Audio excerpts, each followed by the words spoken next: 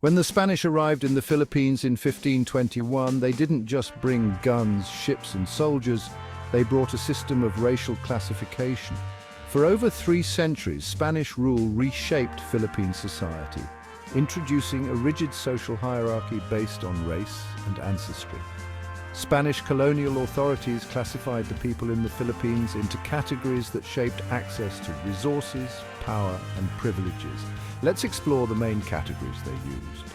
At the top were the Peninsulares, Spaniards born in Spain. They were sent to the Philippines to govern, lead the church and oversee military operations. As the ruling elite, Peninsulares held the highest positions in the colonial administration and enjoyed exclusive privileges. Below them were the Insulares, or Spaniards born in the Philippines. Although they were of pure Spanish descent, being born in the colony placed them at a disadvantage in the eyes of the Peninsulares. They were allowed to own land and engage in commerce, but often faced limited access to the highest offices. The mestizos were people of mixed ancestry. Mestizos de Español, children of Spanish fathers and indigenous Filipino mothers, often gained social advantages from their European lineage. Mestizos occupied middle-class roles, some as landowners, others as merchants and minor officials. Many were educated and became influential figures, contributing to the early movements for reform.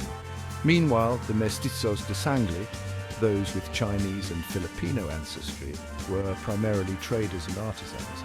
Initially marginalized, these mestizos became powerful in commerce over time, leading the Spanish government to impose restrictions to control their growing influence.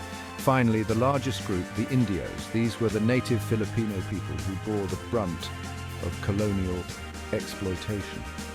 They paid high taxes, performed forced labor, and had limited access to land and education. Despite these hardships, Indios maintained their communities and cultural traditions, which would later inspire the independence movement. This rigid racial classification system was not just about organizing society, it was about control. By dividing people based on race and birth, the Spanish maintained dominance and discouraged unity among the colonized people. Over the centuries, however, Filipinos from all backgrounds began to question this system.